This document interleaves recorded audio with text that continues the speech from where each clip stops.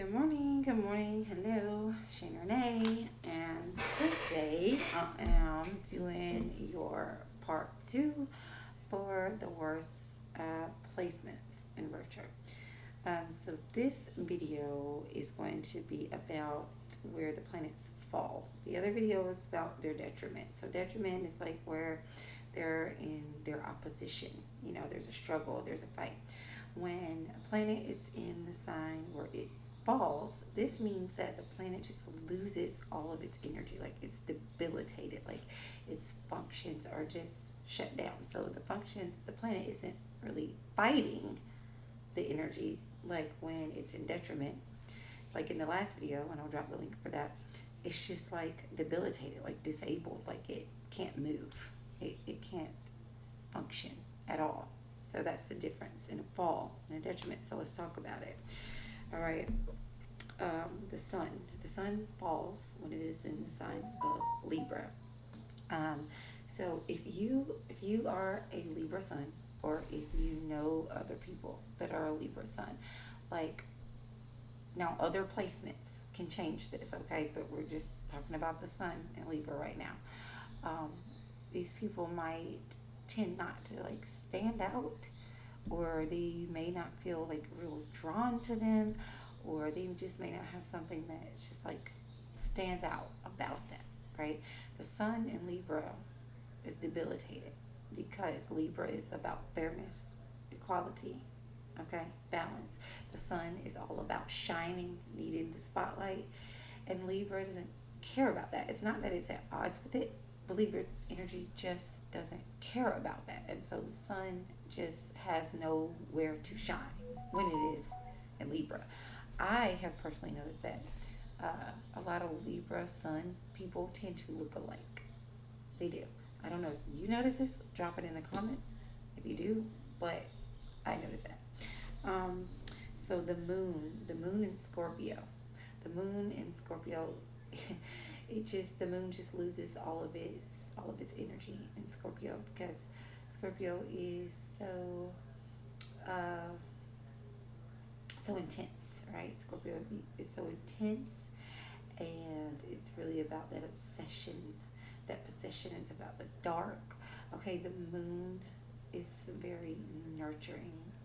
Okay, and Scorpio hides all of his emotions, or the moon is very expressive with emotions. So when it's in Scorpio, it just loses all of its like nurturing ability and its ability to express emotion healthily and all of that. Um, Now, in my opinion, it kind of feels like the moon fights in Scorpio, but technically it loses its energy in Scorpio. Um, and Scorpio moon people will be like extra possessive, angry, intense than like a Scorpio sun. I don't know. Yeah, the moon in Scorpio is just not a favorable energy. If you if you want to learn to channel your emotions, or if you're trying to get in touch with your emotional body, okay. Mercury in Pisces. So Mercury is all about communication, the facts, information. Pisces is in dreamland. So people with Mercury and Pisces. Now, one thing that I've been told, and I've heard, that people with Mercury and Pisces, they have a beautiful singing voice, right? So that's a good thing. But when it comes to you expressing their thoughts and feelings, it's like Mercury just dies in the sign of Pisces. Like people with Mercury and Pisces, they just cannot find the words to express their thoughts and feelings. Like translating their thoughts and feelings is like non-existent, because Mercury is, communication, and it falls in Pisces. It loses its power, all of its energy in Pisces. When you're talking to people with Mercury and Pisces, they may not hear anything you just said, or they just can't seem to process what you're saying to them. So yes, communication, information, all that becomes very, very debilitated when Mercury is in Pisces. So we have Mars in Cancer. Mars is the sign of action. It's the sign of war. Cancer is, the mother energy. It's the nurturing energy. So, it Mars like loses its ability here in Cancer. Um, that really going after, energy when it's in Cancer is just not as active. It's just not as active. And I'm not saying that like people with Mars, I'm not saying that Cancers don't go after their goals. That's not what we're talking about. We're talking about Mars. People with Mars in Cancer, they have a difficult time going after their goals because maybe it just doesn't matter as much to them to go after it. Okay, Mars loses all of its like motivation in the sign of Cancer. Um, so Saturn in Aries. Now I was surprised at this one to learn this because I would think that um, because Mars, Aries ruling planet, is exalted in Capricorn, that automatically Saturn would be exalted in Aries. But no, Saturn loses its ability in Aries, and I can see why though, because Aries is all about getting started, doing like get it done now, and Saturn is that really slow, disciplined energy. So people with Saturn in Aries may never learn their lessons, right?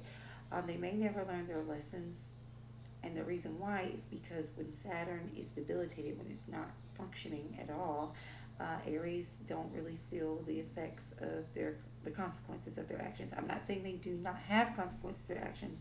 They do not. They are not affected as much, like emotionally, mentally, or whatever, by the consequences of their actions. Like it doesn't matter. Oh, okay, that happened. Oh, do it again, right? So, because Saturn's energy of discipline and lessons is not active when it's in the sign of Aries.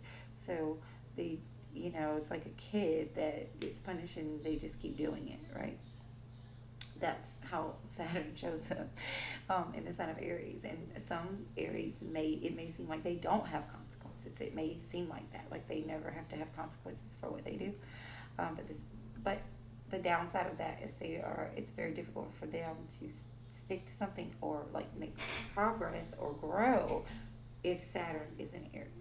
If they have Saturn in Aries, the person will have a hard time growing or accomplishing anything long term in their life. Um, okay, Neptune in Capricorn. Yes, Neptune, the planet of illusion, delusion, fantasy, magic, all of that. It just loses all of its ability when it's in the sign of Capricorn because Capricorn is all about practicality and hard work and being grounded. And so, if you have Neptune in Capricorn, you may find it very hard to visualize things, or you may find it very hard to imagine things. Use your imagination outside of what you see, and like to dream big and things like that.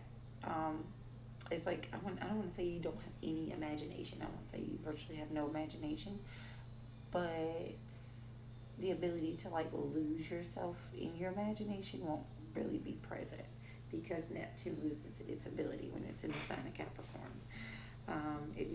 Uranus in Taurus. If you have Uranus in Taurus, Uranus just loses all of its energy here. Uranus is the rebel planet. It's the boom bang surprise planet. It's the planet that just boom all of a sudden, sudden change, sudden unexpected stuff. Taurus is like the poster child for stability, security, and certainty that everything stays the same. So Uranus really loses its ability here, right? So if you have Uranus in the sign of Taurus, when it comes to unexpected sudden changes, whether negative or positive, you probably won't experience that. Which it can, I guess the way you look at it, it can be like, oh, that's good, nothing unexpected, but then that leaves no room for unexpected, positive, exciting things that suddenly happen, right? So, yeah, Uranus it's probably just not going to happen. Like, unexpected things are probably just not going to really happen to you very much. I mean, other things in your chart can dictate this, but just like those sudden, big, unexpected changes out of nowhere just probably won't happen if you have Uranus and Taurus. Um, Pluto in Leo. So Pluto is the planet of death and rebirth, and in Leo, it loses all of its abilities. Okay, Pluto transforms. It takes you through deep transformations, which are not always fun, but they tend to bring you to a new version of yourself. If you have Pluto in Leo, which nobody watching this video likely has Pluto in Leo. Maybe maybe a little bit older generation, like maybe really old, like 80. I don't know, but we're just gonna talk about it anyway. Pluto and Leo virtually, like someone with Pluto and Leo will probably never ever change, or their chances of changing are just like the lowest because the Pluto doesn't have any energy here in Leo. Okay, which may explain why, like maybe your grandparents or your great grandparents, depending on ages, probably has never changed and will never change their views if they're still alive, or if they didn't, even if they're past. So that generation never change. All right. That is your other worst signs. Thanks for watching.